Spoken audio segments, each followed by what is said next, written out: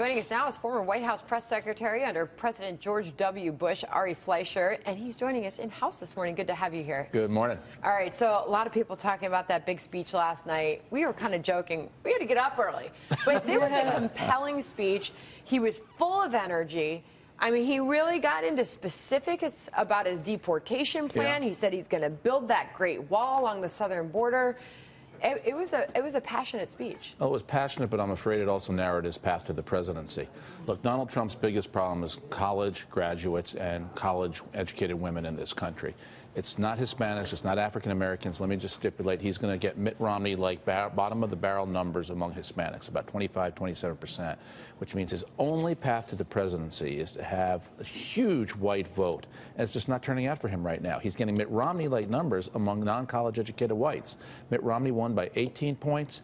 Trump is up by 19 points among non-college educated whites. I mean, there's a big difference here. That audience in the room last night is not enough for him to win. Okay, but let's talk about this action, this effort that he just went through to go down to Mexico, meet with the Mexican president, talk about that wall. He says they don't know they're going to pay for it, but they are.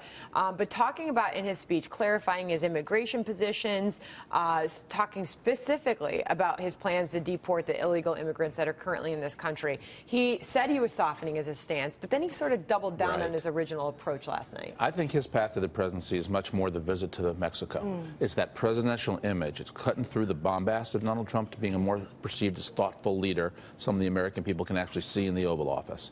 The problem I have with his proposals last night is when you say you're going to tell every single person in America who came here illegally, you need to get out of the country, you are turning off so many people who could vote Republican. And it's just not practical. It's not going to happen. You know, I met somebody last night from East Europe. He's a waiter at the restaurant I was at. He said, Donald Trump doesn't want me in this country. This is somebody from East Europe. He's not even affected by the wall.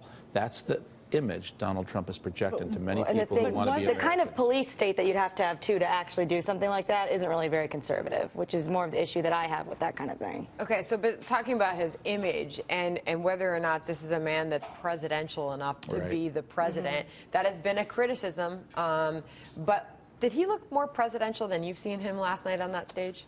You know, the speech last night, less so. You know, it was detail-oriented, it was specific, and I will credit him for coming out with abundance of policies in that speech, far more than you've heard from Hillary in any of her speeches on immigration, and that's to Trump's credit. But the policies themselves, in my opinion, go too far. Well, but he had nowhere to go, though, Ari. Right, because that was roughly where he started in terms of his immigration policy, and that was his base. So he got into this situation where he risked potentially losing his base if he waffled too much. Yeah, and that's my point, though, about he's narrowed his path to the presidency. That base in and of itself can win a primary. What we saw with Mitt Romney is it's almost impossible to win a general election, and Donald Trump's going to do worse than Mitt Romney among Hispanics. So therefore, he has to have such a higher percentage of white voters, and it's not happening yet. All right. So from Donald Trump to Hillary Clinton, we've got this newest revelation surrounding the Clinton email scandal.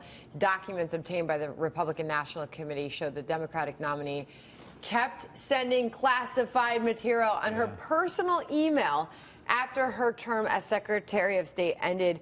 Ari, it just seems like every day there's something new, but it's just more. You know, I don't know. Republicans can't really make their case when it comes to really very clear evidence on lack of judgment on her part. Yeah, they can make the case, and I think Donald Trump just has to shorten it and define it better. Number one, she converted government property into personal property. You can't do that. Number two, she endangered our national security because she exposed America's secrets to China and Russia and Iran.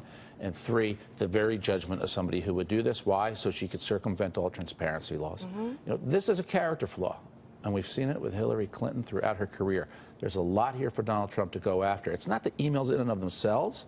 It's the behavior and the pattern. Well, going after her on this, though, isn't enough to broaden his path rather than narrowing it. Well, is that enough to offset what your criticism of the speech last night? It is, Faye. So one of the reasons Donald Trump still has a chance is because Hillary is so weak. And one of the primary reasons she's so weak is most people don't think she's honest or trustworthy.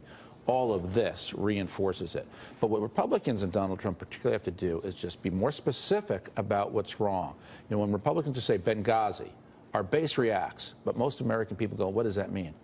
You have to be specific about what the wrongdoing was, and that's what he has to do at a deeper level, and you'll have to watch this in debate. It is more complicated than her just getting to say, oh, Trump's a racist, Trump's a jerk. It is more complicated, which I think kind of makes it more difficult to do. Well, I think the narrative for Donald Trump to portray is that Hillary Clinton has run in the best interest of herself and not in the best interest of her country, and she's consistently done that over and over and over again, and she consistently will lie about it, and she's actually not being held accountable while other people are being held accountable to the laws. But he hasn't come across that narrative. I haven't seen it come across from Donald Trump. All right, so let's talk polling because we have this latest Fox News polling out showing Hillary Clinton's lead over Donald Trump has narrowed. She now has 48% support to his 42% among registered voters. Ari, the poll also focusing on who voters trust the most, which has obviously been a big question in this election. Terrorism and the economy. Clinton holds a slight lead on terror, while the two candidates are tied on the economy. Your take on that? And in a four-way race, it's just a 2-point difference between Trump and Clinton. Look, here's what you have to worry about if you're a Democrat. When Donald Trump stops hurting himself, when he stops criticizing American citizens, calling them Mexicans in the case of the judge from Indiana, or going after the Khan family, when he doesn't do it, this race starts to resettle into a very close race between him and Hillary. So if Trump would only stop making mistakes, he has a chance. Wait, hold on. That's I thought we just started this whole interview with you by saying that there's like I said he narrowed his path, but he has a chance, and he has a chance because Hillary is so weak. All right, so That's be clear. What is his path race. to victory at this point? It is September 1st. Yeah, I think it's simple. He needs to be less bombastic and more thoughtful. The trip to Mexico. If people see him in that presidential light, if they say, I can see him sitting in the Oval Office, it doesn't scare me. He can beat Hillary. Is that typical? He's got to be more thoughtful. How unprecedented was that when he did stand at that podium next to the Mexican president yesterday, and everybody said, wow, what a presidential moment for Donald Trump. I mean, have we seen that before? I can only imagine how furious the Democratic Party in this country is at the Mexican government. How could you give him that stage? Why did you allow him to do that? And now Hillary has to play follow the leader, right? I mean, because Donald went down there, and now she has to go down. He's given more press conferences in Mexico than she has anywhere this year. He had three-quarters of a really good day yesterday. He had a three-quarter good day when he went to Mexico, and I think, frankly, he lost some ground last night in this speech. Wow. Because that's contrary, to what most people are saying this morning, that was a good... We're about to talk to Stuart Varney from Fox Business Network, who's going to say that was a good moment for Donald Trump. I come from the Republican wing, that's a George W. Bush wing, that wants a solution on immigration reform and believes in compromise.